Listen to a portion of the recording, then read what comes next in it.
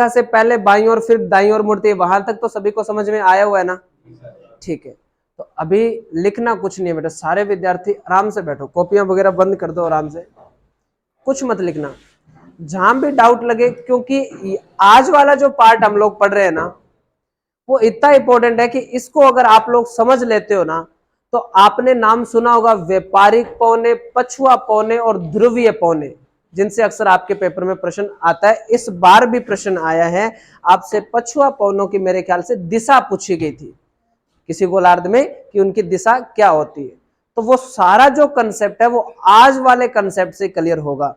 और मैंने जो आपको वायुदाब की परिभाषा लिखवाई है ना, कि वायुदाब किसे कहते हैं, कि पृथ्वी की सतह पर लगने वाला वायु का भार वायु दाब कहलाता है। मापने का यंत्र थर्मामीटर होता है, सॉरी, मापने का यंत्र बैरोमीटर, और 14 और एनीरॉइड 3 मीटर पड़े थे, 2 इकाइयां पड़ी थी पास्कल और मिलीबार। वायुदाब तथा तापमान में विपरीत संबंध पाया जाता है, तापमान अधिक होगा तो वायुदाब कम होगा, और वायुदाब अधिक होगा तो तापमान कम होगा। दोनों में प्रभावशाली कौन होता है? तापमान होता है। एक चीज हमने और पढ़ी कि वायुदाब उच्च से निम्न की ओर गति करता है, उसका जो जाने का तरीका वही तो क्या कहलाता है? पवन। और पछुआ ही क्या है? पवन ही है। तो वायुदाब उच्च से निम्न की ओर जाएगी तो आपको क्षेत्र पता होना चाहिए कि यहाँ उच्च है और यहाँ निम्न है, तो हवा की दिशा आप अपने आप तय कर दोगे। तो ये बात जो है ये अपने को समझनी है। अब कल हम लोग जो पढ़ रखे थे भारत में ग्रीष्म ऋतु के बारे में हमने पढ़ा था। तो जैसे हम लोग मान लें कि ये यहां अपना महान भारत है बेटा, ऐसे ये भारत है,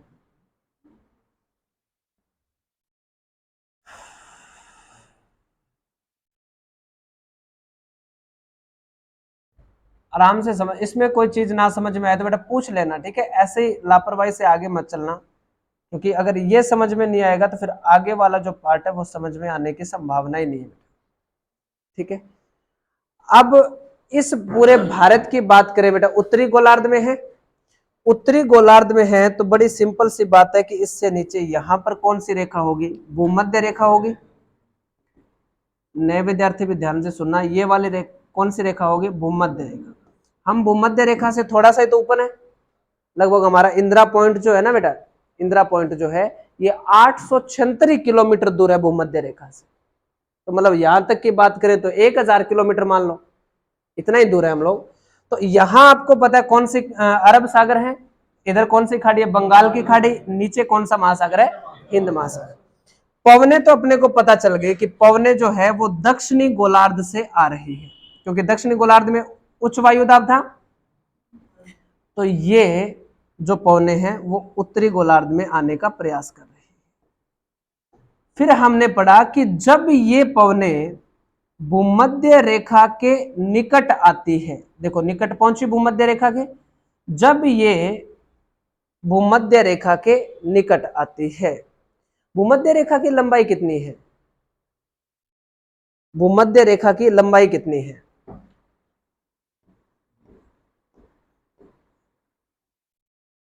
कितनी है बेटा? 4000 हुए, 40,000 हुए, 70? ठीक है, 40,070 किलोमीटर ये इसकी क्या है? लंबाई है भूमध्य रेखा की।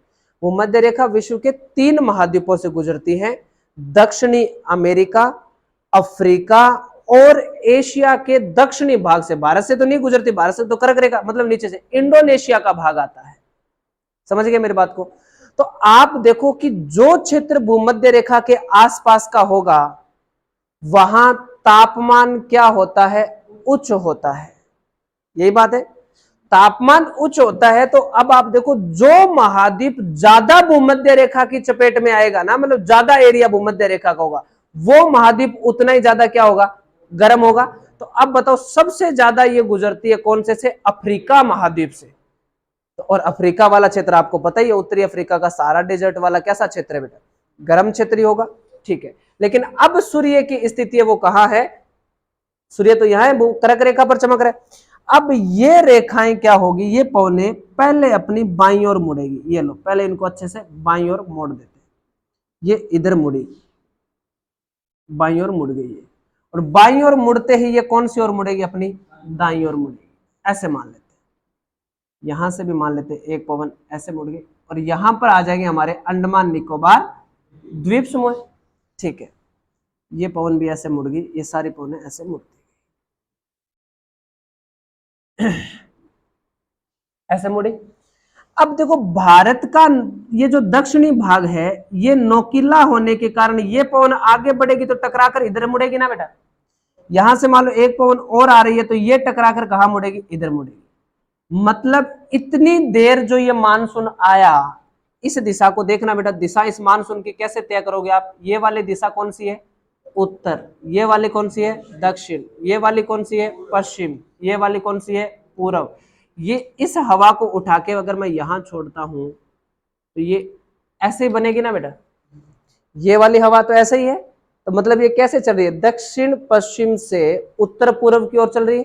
तो ये आ कौन सी ओर से रही है, दक्षिण पश्चिम से। तो इस हवा का नाम हमने बोला दक्षिणी पश्चिमी मानसून। ये पूरा जो मानसून है ये क्या है, दक्षिणी पश्चिमी मानसून है।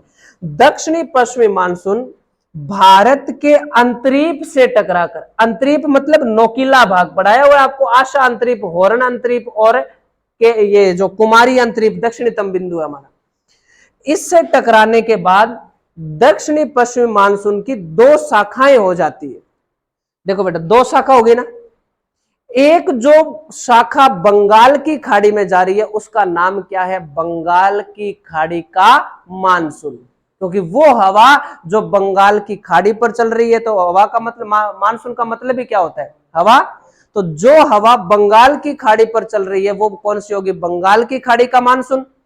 और जो अरब सागर में चलेगा वो कौन सा मानसून हो जाएगा, अरब सागरीय मानसून कहलाएगा। ये तो सिंपल सी बात है कि जो हवा अरब सागर पर चलेगी वो अरब सागरीय मानसून, जो बंगाल की खाड़ी पर चलेगी वो बंगाल की खाड़ी का मानसून हो जाएगा। लेकिन एक बात तय करें यहां से कि ये वाली जो पवन है, एक बार मैं इसको हटा रहा हूं बेटा, आराम से सुनना, इस वाले पवन को हटा देते हैं।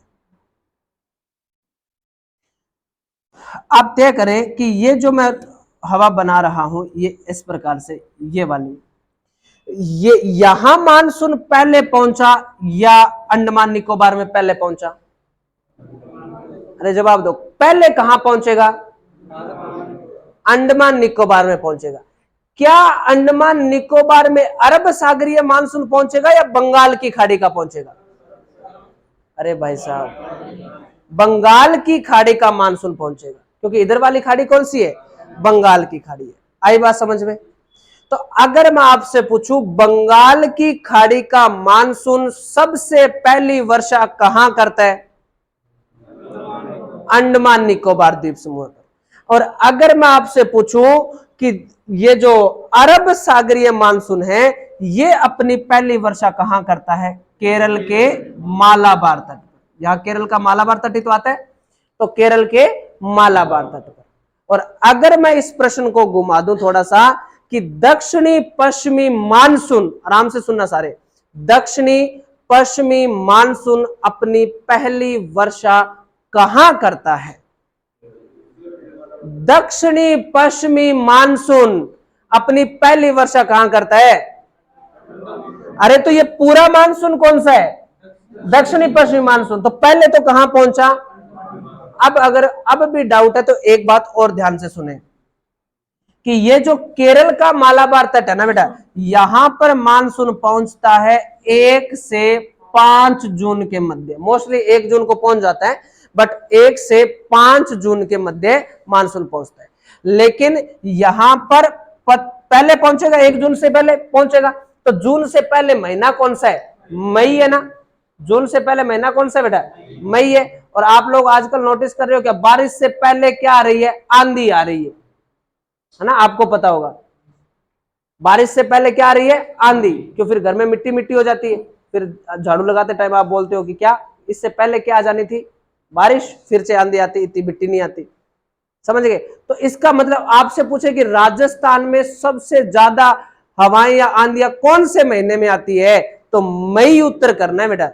जून में तो मानसून आएगा अंत तक, तो मानसून से पहले तो मई में राजस्थान में सबसे ज्यादा क्या आती है, आंधी आती है। ठीक है, अब आप लोग देख पा रहे हो, इसका बताने का उदाहरण देने का जरूरत ही नहीं है। मई चल रहा है या नहीं चल रहा? आंधी तो नहीं आई अब तक कोई?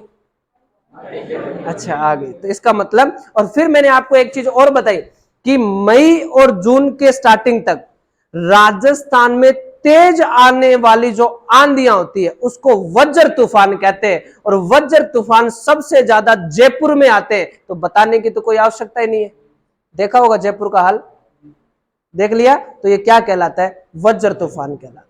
समझ में आ गई क्या बात? सबसे ज्यादा आर्द्रता वाला महीना तो कौन सा हो जाएगा? अगस्त। इसको प्रश्न में उल्टा बना दे कि राजस्थान में कपड़े जो है वो जल्दी कौन से महीने में सूखेंगे? ऑप्शन है जून, अप्रैल, अगस्त और मई।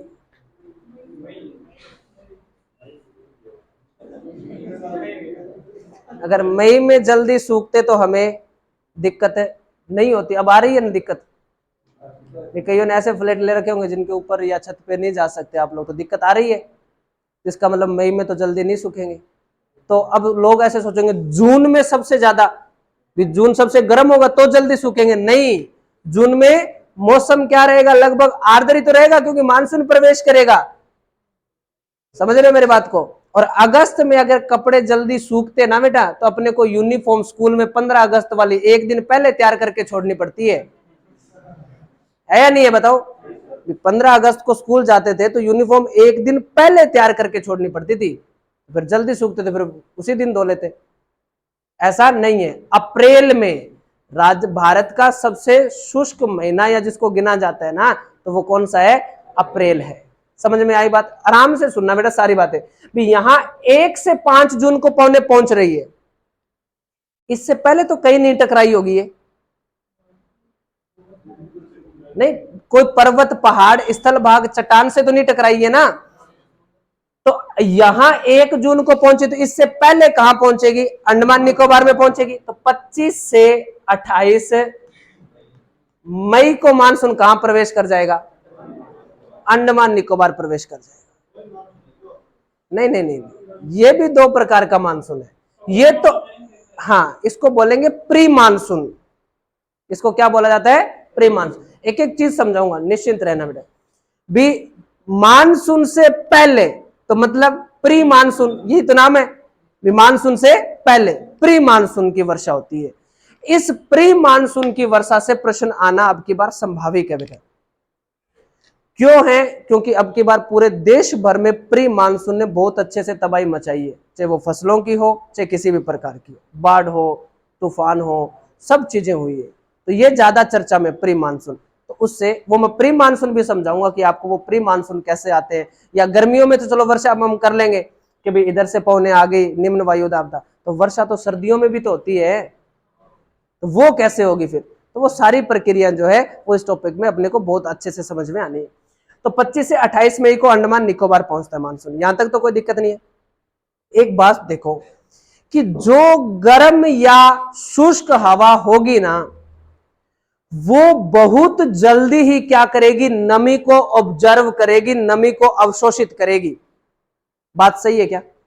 भी देखो, कूलर की बात करें कि कूलर से बाहर सीधे बैठ जाओ। हाँ, ये हाथ कहां जा रहा है? ध्यान से बैठो और हाथों को कंट्रोल में रखो,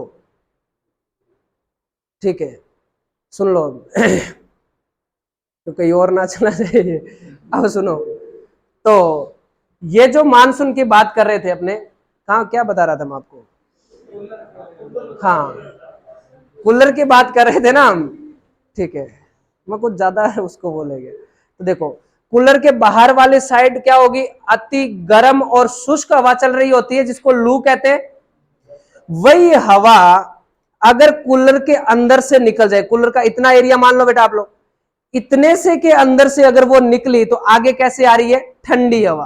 कूलर के पीछे तो गर्म हवा, आगे कैसी हवा दे रहा है? ठंडी हवा आ रही है। कारण कि उसने इतनी मिमी सेकंड के अंदर वो जो गर्म हवा थी उसने नमी को सोख लिया और आगे कैसे होगी? वो ठंडी होगी। तो जितनी ज्यादा गर्म हवा होगी वो उतनी जल्दी पानी को क्या करेगी? सोख लेगी।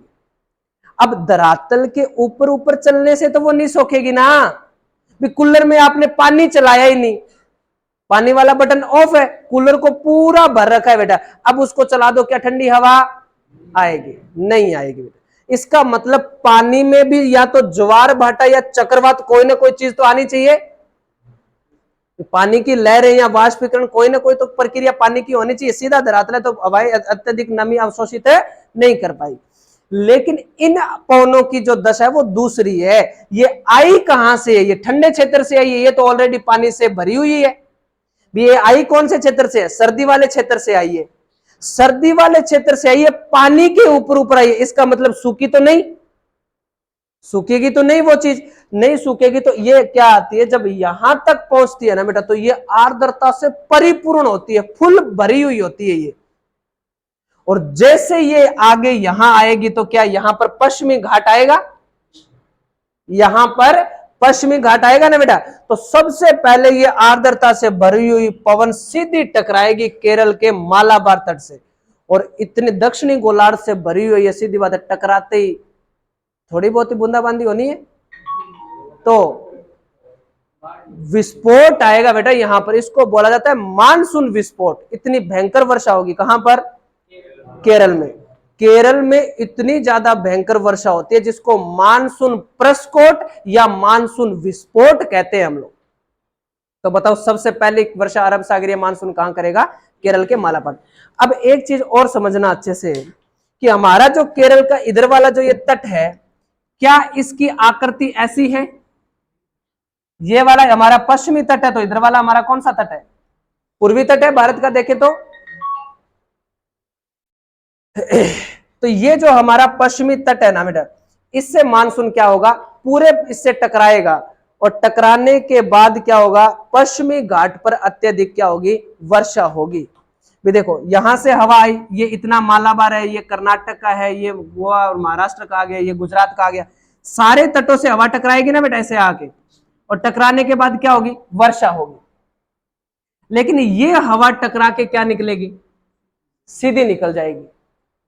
समझ गया मेरी बात? जो हवाएं टकरा गई वो तो वर्षा कर दी। अब वर्षा कर दी तो इसका मतलब वो हल्की भी तो हो गई। जो हवाएं नमी के कारण भारी थी वो टकरा गई, वर्षा कर दी, वो क्या होगी? हल्की। और हल्की पवनें कहां उठती है? हमेशा ऊपर। हल्की पवनें कहां उठती है? ऊपर। तो ये पवनें भी अगर हल्की हो गई ऊपर उठेगी, या इस क्षेत्र से आने वाली जो हवा है वो सीधी इससे टकरा कर क्या निकल जाएगी? आगे निकल जाएगी।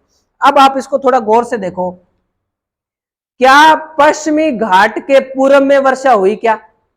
ये पश्चिमी घाट का पश्चिमी भाग है और ये पश्चिमी घाट का पूर्वी भाग है, तो ये सारी पवनें पश्चिमी घाट के पश्चिम में तो टकरा के वर्षा कर दी, लेकिन इसका पूर्वी भाग, ये पूरा हिस्सा क्या रह गया? वृष्टि छाया प्रदेश, मतलब ओट में आ गया ये भाग।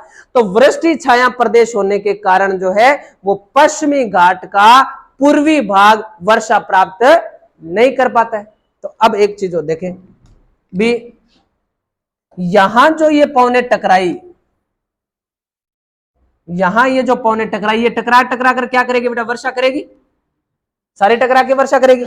लेकिन अब इसमें थोड़ा सा और गौर से देखिए बेटा, यहां पर विंध्याचल पर्वतमाला आएगी और यहां पर अरावली आएगी, इससे ऊपर हिमालय आएगी ना बेटा। अब ये तीन दीवारें हैं बेटा, आराम से सुनना इनकी बातें भी, ये हवा कैसे आती है अपने तक, और ये समझ गए फिर मानसून पढ़ने की जरूरत ही नहीं है, फिर तो सारे फैक्ट होंगे वो आपको याद करने हैं। ये इधर कौन सी है? अराकान योमा, मैं नाम लिख देता हूं, एक बार रुके।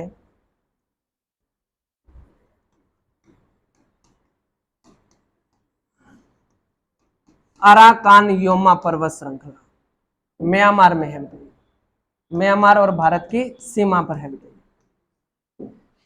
इस वाले का पता चलेगा आपको कौन सी है? ये हिमालय, विंध्याचल और अरावली को आप लोग जानते हो। अब देखो कुछ हवाएं जो इधर से आई, ऐसे भी तो निकलेगी हवा, बीच में स्पेस मिल गया ना इसको, तो अब ये कहीं टकरा रही है क्या? देखो आप, भी ना तो अरावली से टकरा रही और ना ही विंध्याचल से टकरा रही। और अपने राजस्थान के तो बिल्कुल मध्य से गुजरती है अरावली। मतलब अपना राजस्थान अगर हम ऐसे बनाई दे, ऐसे अपना राजस्थान है, ये अरावली पर्वतमाला है। अब इस अरावली के समानांतर कोई हवा निकल गई, क्या वो राजस्थान में वर्षा करेगी? नहीं करेगी। टकराती तो क्या होती? वर्षा होती। टकराई नहीं। कुछ पौने विंध्याचल और अरावली के बीच के भाग से सीधी उत्तर की ओर निकल जाती है और कुछ इसके समानांतर निकल जाएगी बेटा। अब देखो, जो पौने इससे टकराई उन्होंने तो वर्षा की, कुछ पौने जो ऊपर से निकल जाएगी इस पश्चिमी घाट के बीच में तो वर्षा होगी नहीं, क्योंकि वो तो क्षेत्रौट में आ गया। अब यहां से ये सीधी पवन जाके किससे टकराएगी? विंध्याचल से। एक पवन को ले चलते बेटा अपने, ठीक है।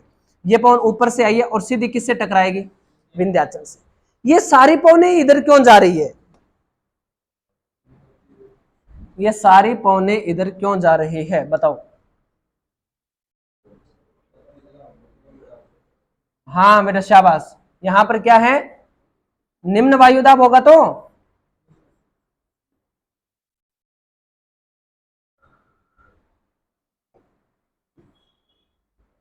ये मान लेते अपना भारत है।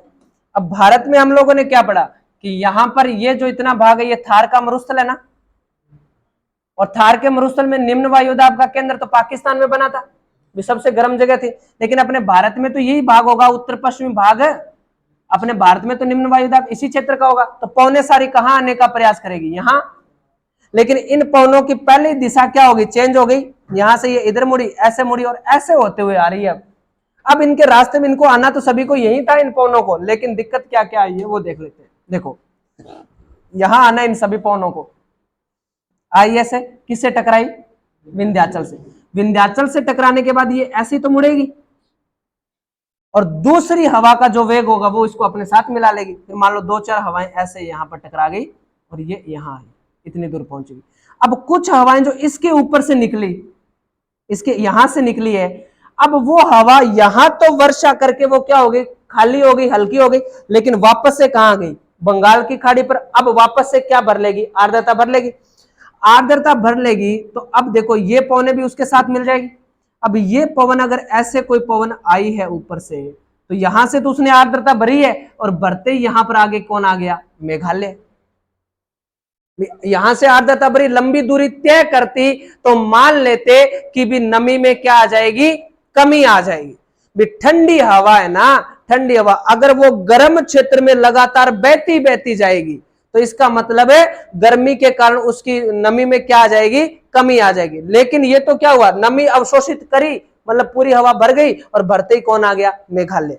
अब सुनो, जैसे ये मेघालय में पहुंची, मेघालय मान लेते ये है, मेघालय में एक पहाड़ी तो ऐसी है गारो, एक है खासी और एक है जयंतिया, ऐसे है तीनों पहाड़ियां। तो इधर से आई पवन, अब पवन आती तो यहां टकराएगी बेटा, टकराते यहां क्या करेगी? वर्षा, और वेग के हिसाब से ये इधर मुड़ेगी, यहां फिर वर्षा, इधर टकराएगी फिर वर्षा। मतलब एक हवा मेघालय में इन पहाड़ियों के बीच में फंस जाती है और वो टकरा टकरा कर क्या करती रहती है? वर्षा करेगी। अब अगर इसने टकरा कर एक पहाड़ी ऐसे, एक पहाड़ी ऐसे, एक पहाड़ी ऐसे, इन तीनों पहाड़ियों के बीच में स्थित एक स्थान है, कौन सा? मासिनराम। कौन सा स्थान है? मासिनराम। अब यहां से हवा यहां टकराई होगी तो पानी तो सारा यहीं आके इकट्ठा होना है, इससे टकराई तो भी पानी सारा यहीं आना है, इससे टकराई तो भी पानी यहां आना है। तो मेघालय की आकृति कैसी हुई? कीप आकार से। कैसी आकृति होगी मेघालय की? कीपनुमा। ये देखो कीपनुमा जैसी आकृति बन गई ना बेटा इसकी, कीपनुमा। तो कीप के जैसी आकृति होने के कारण मेघालय में सबसे ज्यादा क्या होती है? वर्षा होती है। समझ में आई बात? अब देखो पीछे वापस से, भी ये हवा यहां से अब आगे निकलेगी या यहां से ये आएगी तो अब आगे तो नहीं जा पाएगी। आगे कौन आ गई? अरांकानियोमा आ गई। अब इससे सीधी टकरा के पवन इतना तो वेग मानती हो कि इतनी दूर तो वापस आई जाएगी। भी कोई चीज है टकराने के बल के कारण वो वापस आएगी, बॉल है उसको ऐसे फेंका तो टकराने के बाद कुछ दूरी तक तो वो क्या आएगी? वापस आएगी। तो इधर से ये पवन आई है, यहां से टकरा के यहां तक तो पहुंच ही जाएगी, यही तो आना था इसे। लेकिन अब इस हवा की दिक्कत क्या है कि भाई ये जैसे जैसे आगे बढ़ रही है, वैसे वैसे आर्द्रता तो चलो यहां तक तो थी इसमें, लेकिन अब तो गर्म मैदानी भाग में चल रही है ना, ये उत्तर का विशाल मैदान है ये, और मैदान क्या है, गर्म है। और इधर सामने से कौन सी हवा चल रही है, लू, लू जिसको गर्म शुष्क हवा है। तो अभी देखो कि भी एक साइड से तो कौन सी हवा आ रही है, ठंडी, एक साइड से कौन सी हवा आ रही है, गर्म। तो गर्म मैंने बताया तापमान अधिक प्रभावशाली होता है, तो ये इसकी नमी धीरे धीरे क्या होने लगेगी, कम। फिर भी अब इसके पास कोई रास्ता नहीं है, इस हवा के पास, न तो ये ऊपर जा सकती, क्योंकि ऊपर कौन रोक लेगा, हिमालय, न ये नीचे आ सकती, नीचे कौन रोक लेगा, विंध्याचल। इसके पास एक ही मार्ग है, कौन सा, उत्तर पश्चिम। ये दिशा उत्तर होती है और ये वाले पश्चिम, तो बीच में से बह रही है, ये उत्तर पश्चिम की ओर आगे बढ़ती है। आराम से सुनते रहना, जैसे ये उत्तर पश्चिम में आगे बढ़ती है तो ये वाला भाग देखो, ऐसी तो है अपना राजस्थान, और राजस्थान में ऐसे है अरावली पर्वतमाला। तो ये ऐसे करते करते जब इसमें बिल्कुल ही नमी क्या हो जाएगी, कम, तो ये राजस्थान प्रवेश करेगी। कहां प्रवेश करेगी, तो क्या आप लोग बताओ, ये बांसवाड़ा से प्रवेश कर रही है क्या, बांसवाड़ा से थोड़ी ना प्रवेश कर रही है, झालावाड़ या ये पूर्वी क्षेत्र से प्रवेश कर रही है। तो फिर बांसवाड़ा को मानसून का प्रवेश द्वार क्यों कहते हैं। लेकिन बेटा देखो, ये हवा तो बहुत घूम के आई होगी ना, लेकिन ये येलो वाली जो पहले हवा गई थी, ये वाली बताओ कहां से प्रवेश की, पहले कहा मानसून कहां से प्रवेश हुआ, बांसवाड़ा से। बात वो थोड़ी है भी अरब सागरीय हुआ या बंगाल की खाड़ी का हुआ, बात ये है कि भी राजस्थान में मानसून का प्रवेश द्वार कौन है, बांसवाड़ा है जी। ये अरब सागरीय मानसून 28 मई को, ये 28 जून तक पहुंच जाता है, 1 से 5 को यहां है, तो 7 से 10 को यहां होता होगा, 15 तक यहां होता होगा, और 28 तक अपने बांसवाड़ा में प्रवेश कर जाता है, वर्षा हो चाहे ना हो। हाँ अभी टकराएंगे, टकराया नहीं, देखो बड़ा जगह करेंगे, अरे हंसने की बात नहीं, अरावली से टकरा कर तो करेगा वर्षा, फिर भी हमारे वर्षा नहीं होती है, कारण क्या है, तो कारण तो ये है कि इतनी दूर से दूरी ज्यादा है। हाँ भी नमी तो यहां से कम होनी शुरू हुई, नहीं ये तो अरे अरब सागर में ही तो है, अरावली की जड़ी कहाँ है, अरब सागर से ही है, तो ये तो समानांतर ही चलती है, समानांतर चलेगी। अब एक बात सुनो, कभी ये हवा जब इधर आ रही है, इसमें नमी कम हो चुकी है ना, अब कमी तो है, लेकिन जैसे तैसे करके ये किससे टकराएगी, अरावली से टकराएगी। अब देखो ये हवा तो सीधी निकलेगी, अब जब ये अरावली से टकराएगी ना बेटा, इधर से ये पौने अरावली से टकराएगी तो वर्षा तो करेगी ना बेटा। अब अरावली की जहां ऊंचाई ज्यादा है, अब ऊंचाई देखो, ऊंचाई राजसमंद से लेकर और सिरोही तक ही तो ज्यादा है इसकी, तो यहां पौने क्या होगी, ज्यादा टकराएगी, ऊंची जगह तो ज्यादा पौने टकराएगी, ज्यादा टकराएगी तो इससे टकरा टकरा के क्या करेगी, वर्षा करेगी। तो ये अपना आ गया झालावाड़ वाला क्षेत्र और दक्षिणी राजस्थान। बताओ यहां पर अत्यधिक वर्षा होती है नहीं होती, होती है, समझ गए मेरी बात को। कुछ इसमें दर्रे भी हैं, कुछ इसमें दर्रे भी तो है, हाथी की नाल, देबारी दर्रा पढ़ते हो आप लोग, सूर घाट वगैरह, तो उस दर्रों से क्या निकल जाएगी, ये आगे पार भी निकल जाएगी, आगे कोई पहाड़ी आएगी तो उससे भी टकराकर थोड़ी बहुत वर्षा, बहुत ही कम जो वर्षा है वो यहां पर करती है। तो देखो मानसून राजस्थान तक पहुंचा। एक बात बड़ी विशेष तौर से सुनने वाली है बेटा, देखो भी यहां ये मानसून पहुंचा है, यहां से ये पवन ऐसे गई, ऐसे यहां टकराई, ऐसे पहुंची, यहां तक पहुंच गई, अरावली तक, यहां तक पहुंच गई।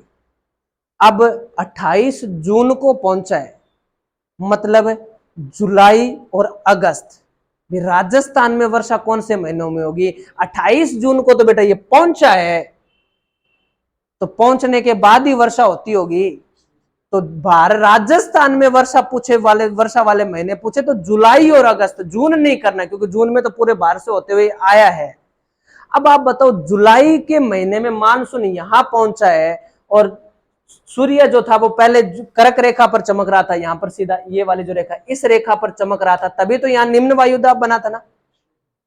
अब जून में सूर्य यहां था, तो जुलाई में ऊपर थोड़ी जाएगा सूर्य, तो जुलाई में तो यहां आएगा, अगस्त में यहां आएगा, और सितंबर पर भूमध्य रेखा पर आ जाएगा। इसका मतलब जैसे ही मानसून पहुंचता है, सूर्य कहां आने लग जाता है, दक्षिणायन होने लग जाता है। अब जहां सूर्य पहुंचेगा वहां तापमान अधिक, पहले तो ये क्षेत्र गर्म था, अब सूर्य यहां है तो क्षेत्र ये गर्म होगा या नहीं होगा? ITC जड़ बोलते हैं, मैं आपको बताऊंगा बाद में, लेकिन सुनो पहले साधारण भाषा में सुन लो। यहां पहुंच जाएगा सूर्य, अब यहां पहुंच जाएगा तो ऊपर से धीरे धीरे क्या बढ़नी शुरू हो जाएगी बेटा? सूर्य नीचे जा रहा है तो ऊपर धीरे धीरे सर्दी बढ़ती जाएगी, जहां सूर्य जाएगा वहां क्या बढ़नी शुरू हो जाएगी? गर्मी। तो अब यहां तापमान ज्यादा ज्यादा, तो यहां पर कैसा प्रेशर? Low pressure. यहां कैसा प्रेशर? लो, निम्न वायुदाब। और यहां सर्दी बढ़ गई, इसका मतलब हाई प्रेशर। ये पवन यहां पहुंची, पहुंचते ही ये क्या सोचेगी कि मैं कहां चली जाऊं? निम्न वायु की ओर चली जाऊं। तो ये यहां से सीधा नीचे आने का प्रयास करेगी, भी निम्न वायुदाब की ओर चली जाती हूं। लेकिन आगे कौन रोक देगा? विंध्याचल। यहां पर कौन सी पर्वतमाला है? विंध्याचल रोक देगी। और विंध्याचल जब रोक देगी तो इससे टकराएगी, टकरा के ये ऊपर टकराएगी, तो ऊपर कौन रोक देगी? हिमालय। हिमालय से टकरा के सीधी यहां टकराएगी, मतलब अराकानियोमा से, फिर यहां टकराने के बाद ऐसे।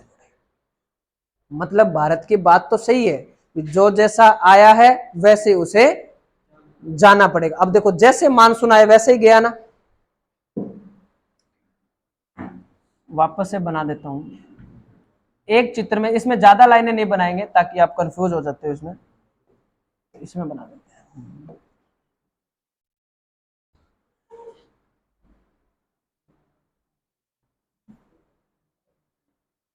ये अपना भारत मान, ठीक है। अब देखो एक ही पवन को लेके चलते हैं बेटा। ऐसे आई, टकरा गई तो वर्षा कर दी, ठीक है। आगे मेघालय में सबसे ज्यादा वर्षा, अराकान से टकराई, यहां पहुंची, यहां पहुंची। अब निम्न ये यहां पर विंध्याचल पर्वतमाला मान लो या जो भी मान लो, ये विंध्याचल पर्वतमाला है। अब निम्न वायुदाब का केंद्र तो यहां है, तो ये पवन कहां आने का प्रयास करेगी? नीचे। लेकिन यहां तो नहीं आ सकती है, ये वापस यहां से जाके इससे टकराएगी, ऊपर नहीं जा सकती, यहां आके इससे टकराएगी अब, और इससे टकरा के ऐसे मुड़ेगी। क्या आप बताओ कि जब ये इधर आ रही थी तो यहां से इसमें नमी कम होना शुरू हुई थी ना, अब इसमें आगे जाके टकरा के ये वापस यहां से यहां तक आ गई, क्या इसमें नमी है? अब नहीं है, लेकिन वापस कहां आ गई? बंगाल की खाड़ी पर आ गई। अब यहां से क्या करेगी? ये नमी अवशोषित करेगी। अब आप देखो कि अगर एक पवन यहां से चली और यहां तक आई, इसने ज्यादा नमी ग्रहण की है या इसने ज्यादा ग्रहण की है या इस वाले ने ज्यादा ग्रहण की है? सबसे नीचे वाली है, इसकी लंबाई ज्यादा, और जितनी ज्यादा लंबाई उतनी ज्यादा नमी। समझ गए मेरी बात को? तो अब ये यहां पर तमिलनाडु है, इधर वाली साइड में, तो तमिलनाडु का तट क्या कहलाता है? कोरोमंडल तट। इस हवा को उठा रहा हूं बेटा, ध्यान से सुनना। ये दिशा उत्तर है, ये दक्षिण है, ये पूर्व है, और ये पश्चिम। ये हवा ऐसे ही नहीं आ रही क्या? तो ये कहां से आ रही है? उत्तर पूर्व से। इस मानसून का नाम क्या है? तो क्या मैं ऐसे बोल सकता हूं कि दक्षिणी पश्चिमी मानसून वो है जिसको हम कहते हैं कि भारत में आता हुआ मानसून भी आ रहा है, और ये अभी उत्तर पूर्व वाला क्या हो रहा है? वापस जा रहा है। तो लौटता हुआ मानसून या उत्तर पूर्वी मानसून किसको कहते हैं? जो लौटता हुआ। समझ गए? अब एक चीज और देखना बेटा,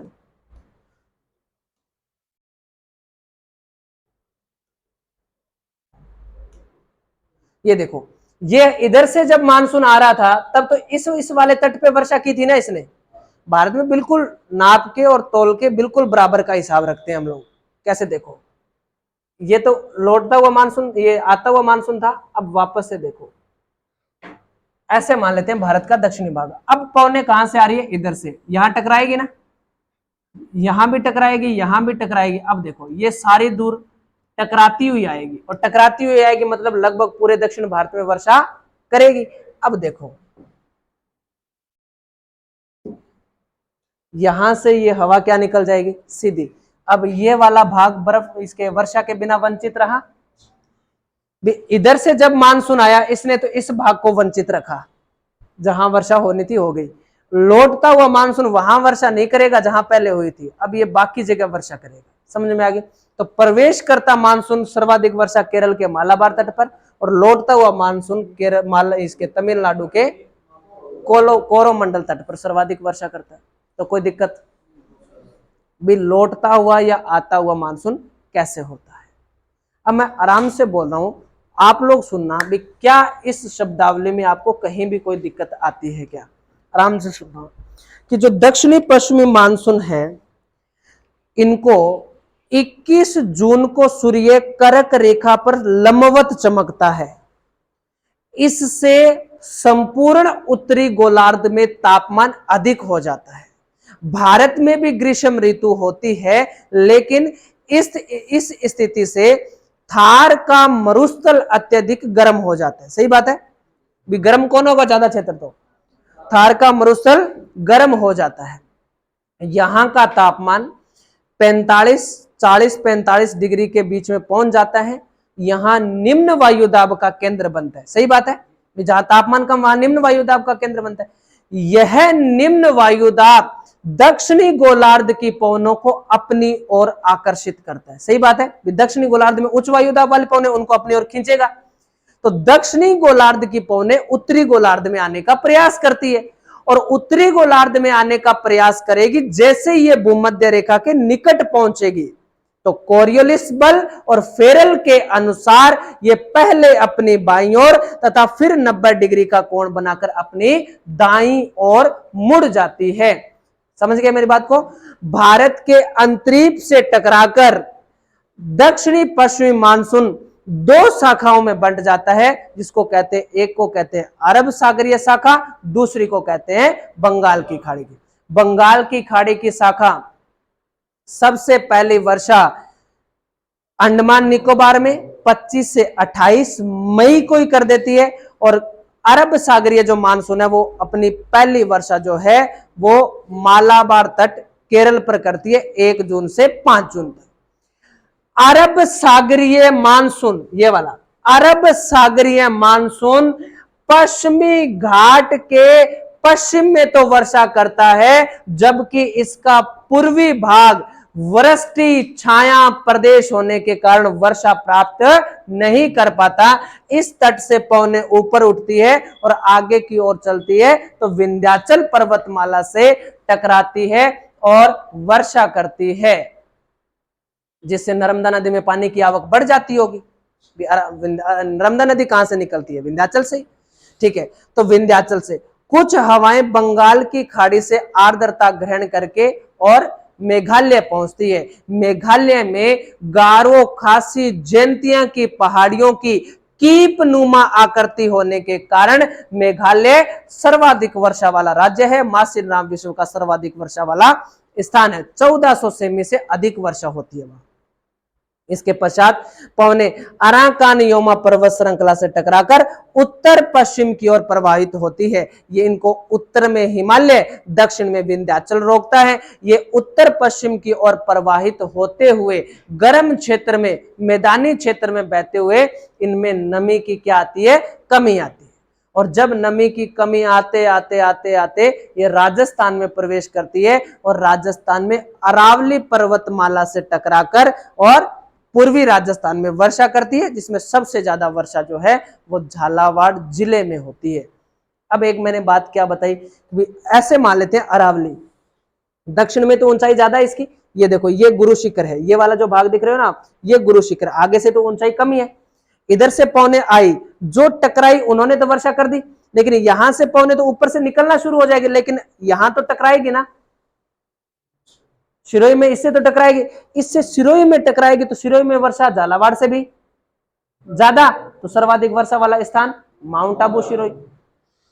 कुछ पवने दर्रों से निकलकर पश्चिमी राजस्थान में भी वर्षा करती है। कोई दिक्कत? जुलाई के बाद सूर्य दक्षिणायन होना शुरू हो जाता है, तो उत्तर की पवने प्रायद्वीपीय भारत की ओर लौटने का प्रयास करती है, लेकिन विंध्याचल पर्वत रोक लेता है, ऊपर इनको हिमालय रोक लेता है। ये वापस जिस मार्ग से आई थी उसी मार्ग से होते हुए बंगाल की खाड़ी से आर्द्रता ग्रहण करती है, और लौटता हुआ मानसून सर्वाधिक वर्षा तमिलनाडु के कोरोमंडल तट पर करता है। कोई दिक्कत? हाँ,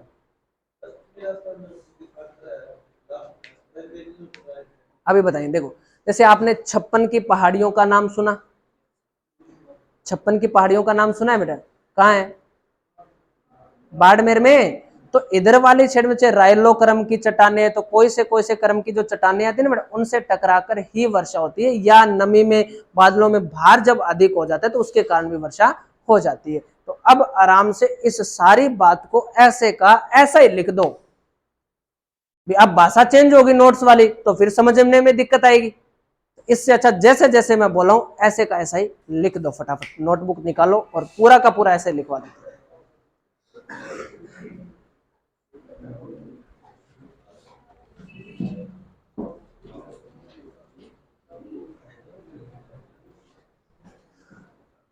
आराम से लिखना बेटा, इजी भाषा में है जाना।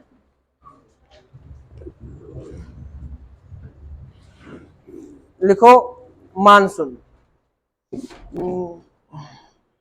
मानसून के दो भाग बनाओ, एक साइड में मौसम और एक साइड में लिखो जलवायु। मौसम और जलवायु मानसून के, हाँ हाँ बिल्कुल पढ़ाया तो था बेटा आपको। हाँ अभी बता रहे थे तो लिखा नहीं था तो फिर वो समझ में वो याद कैसे होगा। मानसून के दो पार्ट बनाए बेटा, एक साइड में मौसम दूसरी साइड में जलवायु। पहले लाइन में एरो लगाकर लिखनी है। मानसून शब्द की उत्पत्ति, मानसून शब्द की उत्पत्ति अरबी भाषा के, मानसून शब्द की उत्पत्ति अरबी भाषा के मौसम शब्द से हुई है। मानसून शब्द की उत्पत्ति अरबी भाषा के मौसम शब्द से हुई है,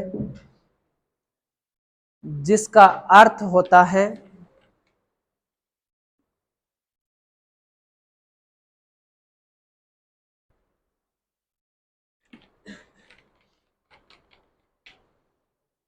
जिसका अर्थ होता है, इनवर्टेड कोमा में लिखना, पवनों की दिशा या दशा।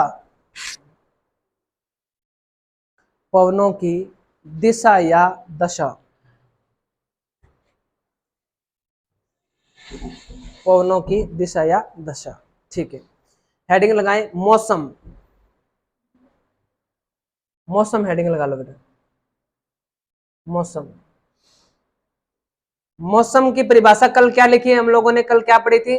तापमान, वायुदाब। लिखो तापमान, वायुदाब तथा आर्द्रता। तापमान, वायुदाब तथा आर्द्रता के सम्मिलित रूप को, तापमान, वायुदाब तथा आर्द्रता के सम्मिलित रूप को मौसम कहा जाता है। तापमान, वायुदाब तथा आर्द्रता के सम्मिलित रूप को क्या कहा जाता है? मौसम कहा जाता है। लिख लिया? ठीक है, पूर्ण विराम लगा दो और नई लाइन से एरो लगा के लिखो, शुरू करो। तापमान,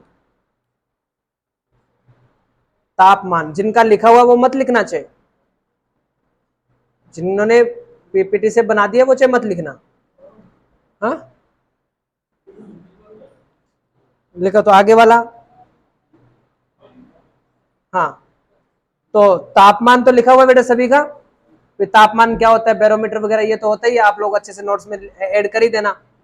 उसके लिए अगर आपको जगह छोड़नी है तो छोड़ लो, कोई दिक्कत नहीं है। और मापने का यंत्र वगैरह सब कुछ आपको लिखा हुआ, तो इसके बारे में पढ़ना। दूसरी हेडिंग लगा दो वायुदाब। दूसरी यहाँ हेडिंग लगा दो, कोई बात नहीं है, वायुदाब इतनी जगह मत छोड़ो, उसके नीचे लगा दो। हाँ वायुदाब। तीसरा शब्द लिख दो आर्द्रता। आर्द्रता, ह्यूमिडिटी। तो ये आपके तीनों शब्द हो गए, इनकी परिभाषा लिखनी थी अपने को। ये तीनों नाम आपको परिभाषा कल करवाई हुई है आपको। अब इसके बाद में आप लोग लिखें अप्रैल से सितंबर के मध्य,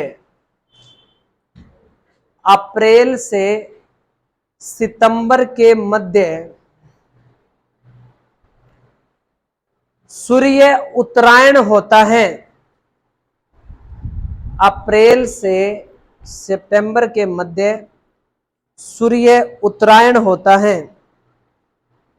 आगे क्यों नहीं? अच्छा इसका पार्ट छोड़ रखा है, ये तो पूरे डेफिनेशन में आ जाएंगे। ठीक है कोई बात नहीं। तो क्या लिखा है, अप्रैल से सूर्य उत्तरायण होता है तथा जून में कर्क रेखा पर सीधा चमकता है। जून में कर्क रेखा पर सीधा चमकता है, कर्क रेखा पर सीधा चमकता है। इससे उत्तर का विशाल मैदान, इनवर्टेड कोमा में लिखना, उत्तर का विशाल मैदान, इससे उत्तर का विशाल मैदान या थार का मरुस्थल, आज वाला ये तो सारे लिख लो, थार का मरुस्थल अत्यधिक गर्म हो जाता है।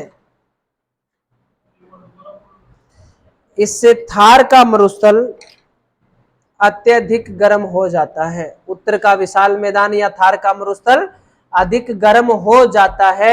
यहां का तापमान, यहां का तापमान 40 से 45 डिग्री तक,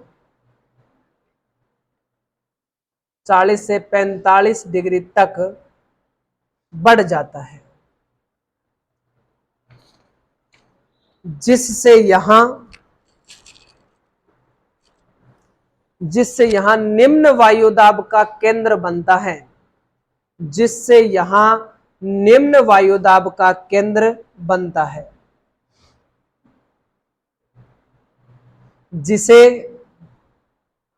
जिसे मानसून द्रोणी कहते हैं, जिसे मानसून द्रोणी कहते हैं। द्रोणी का मतलब मिलना होता है, तो कई दिशाओं से पवने आके जो जिस जगह पर मिलेगी उसे मानसून द्रोणी कहते हैं। निम्न वायुदाब का केंद्र बनता है, जिसे मानसून द्रोणी कहते हैं।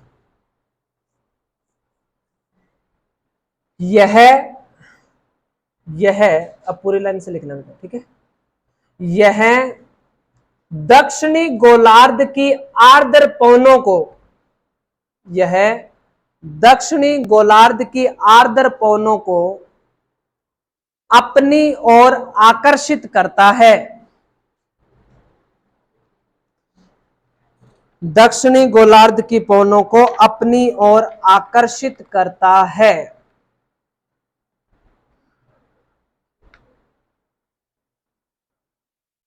तो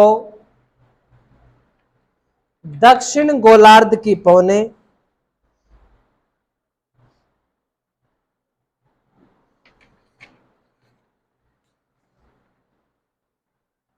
उत्तर की ओर चलना प्रारंभ करती है। दक्षिण गोलार्ध की पवनें उत्तर की ओर चलना प्रारंभ करती है।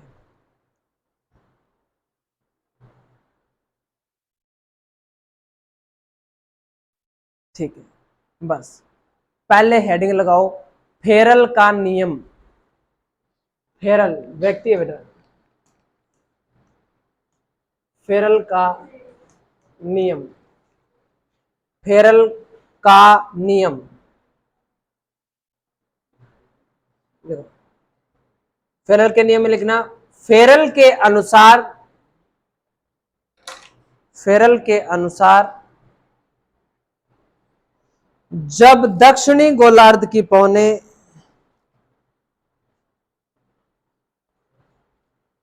फेरल के अनुसार दक्षिणी गोलार्ध की, फेरल के अनुसार दक्षिणी गोलार्ध की पवनें जब भूमध्य रेखा के निकट पहुंचती है,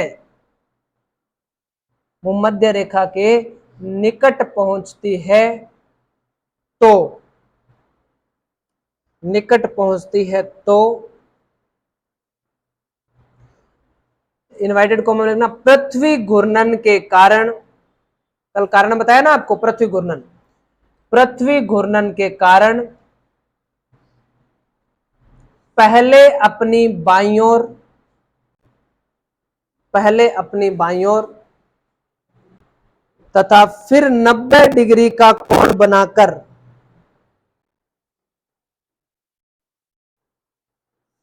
90 डिग्री का कोण बनाकर अपनी दाईं ओर मुड़ जाती है।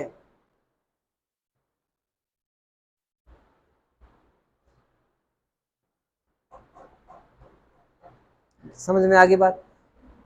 और ये दिशा परिवर्तन क्यों होता है बच्चों? पृथ्वी घूर्णन के कारण। लिखो, हेडिंग लगाओ। देखो, भारत में 4 प्रकार का मानसून है। भारत में 4 प्रकार का मानसून है।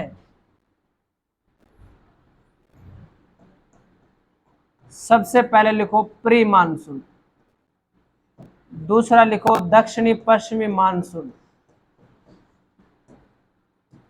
तीसरा लिखो उत्तरी पूर्वी मानसून, उत्तरी पूर्वी मानसून, या ऑब्लिक लगा के लिख दो लौटता हुआ मानसून।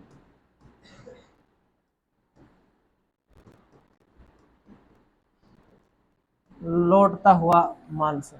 और चौथा लिख दो शीतकालीन या शीतकालीन मानसून। कितने प्रकार का मानसून होता है बेटा हमारे? 4 प्रकार का शीतकालीन मानसून। शीतकालीन मानसून लिख लिया क्या बेटा? 4 प्रकार, 4 प्रकार है। प्री मानसून, दक्षिणी पश्चिमी मानसून, उत्तर पूर्वी मानसून और शीतकालीन मानसून। तो सबसे पहले हेडिंग लगाओ प्री मानसून। सबसे पहले लगानी है, या दक्षिणी पश्चिमी मानसून करवाऊं पहले? नहीं, क्रम से ठीक है। प्री मानसून इसमें लिख दो आगे। प्री मानसून की हेडिंग लगाइए ना बेटा, इसके आगे लिख दो अप्रैल और मई। अप्रैल से मई के मध्य मानसून से पहले, मानसून से पहले, क्योंकि मानसून तो जून में आना है बेटा, मानसून से पहले चक्रवातों द्वारा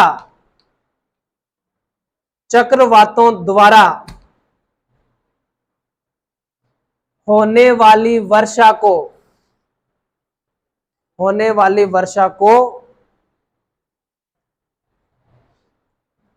प्री मानसून कहते हैं। प्री मानसून कहते हैं। मैं आपको एक चीज दिखाता हूं, आराम से समझना इसको। देखो, एक बार अपने इतना ही दक्षिण भारत मान लेते हैं बेटा, ठीक है? ये इतना हमारा दक्षिण भारत है।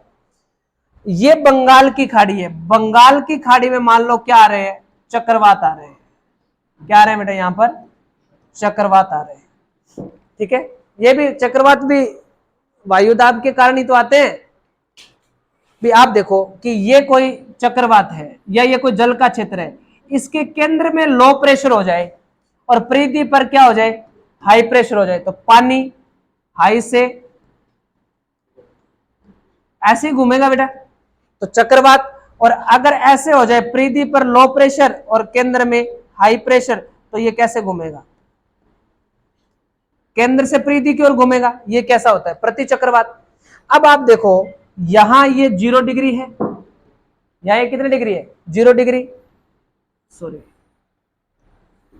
ये कितने डिग्री है? 30 डिग्री उत्तरी अक्षांश है ये। अब 0 से 30 मान लो, या इससे ऊपर 5 डिग्री जो है, 5 डिग्री से 30 डिग्री के मध्य कौन सी पवनें चलती है बेटा? व्यापारिक पवनें। व्यापारिक पवनों की जो दिशा होती है वो कौन सी होती है? पश्चिम से, सॉरी पूरब से, या इनको अपने पूर्वी पवनें भी कहते हैं ना।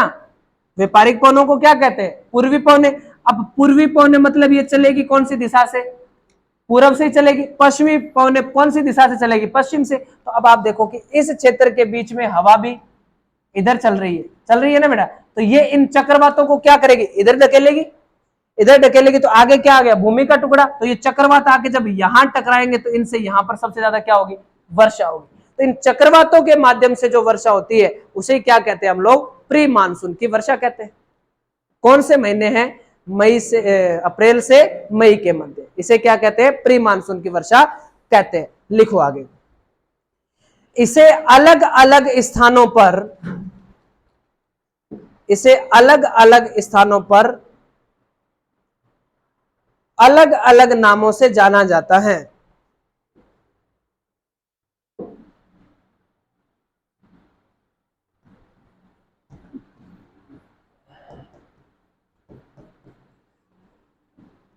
काल वैशाखी इसको कहते हैं पश्चिम बंगाल में।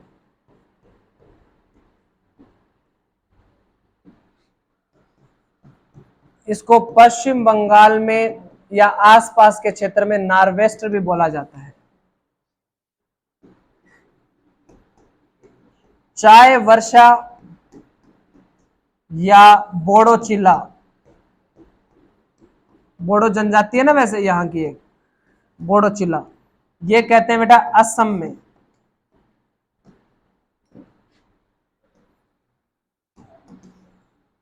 आंधी या अधड़, समझ में आ गया क्या बेटा? कहां कहेंगे? राजस्थान और यूपी,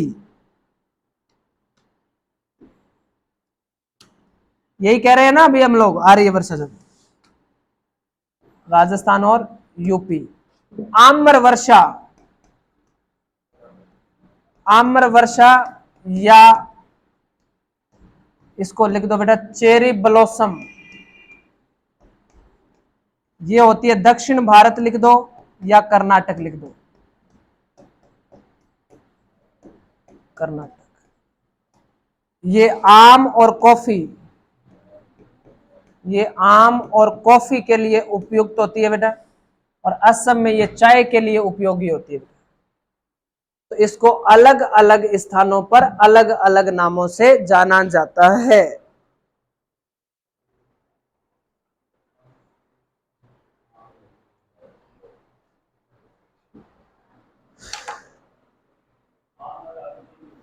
चेरी ब्लॉसम, आम और कॉफी, ये आम और कॉफी के लिए उपयोगी होती है। ठीक है, अब हेडिंग लगा दो दक्षिणी पश्चिमी मानसून, बस बहुत है। ठीक है, तो हेडिंग तो लगाओ बेटा दक्षिणी पश्चिमी मानसून। अब आज जो मैंने आपको समझाया ना दक्षिणी पश्चिमी मानसून पौने कैसे जाती है, तो वो आप लोगों को पढ़ना है आराम से। तो इससे अच्छा है आप लोग इस एक पेज की फोटो बना लोगे तो आपको मेरे ख्याल से लगभग लगभग चीजें समझ में आ जाएगी। ठीक है, बाकी मैं कल ना जैसे अभी लिखवाए तो कोई दिक्कत नहीं लिखने में, समझ में ठीक आएगा बेटा, उससे अच्छा आएगा नोट से। तो अब कल मैं आपको जो आज समझाया वो कल अच्छे से लिखवा भी दूंगा, टेस्ट भी हो जाएगा। टेस्ट होगा आपका सामान्य परिचय का, उसमें अक्षांश देशांतर और सामान्य परिचय बना।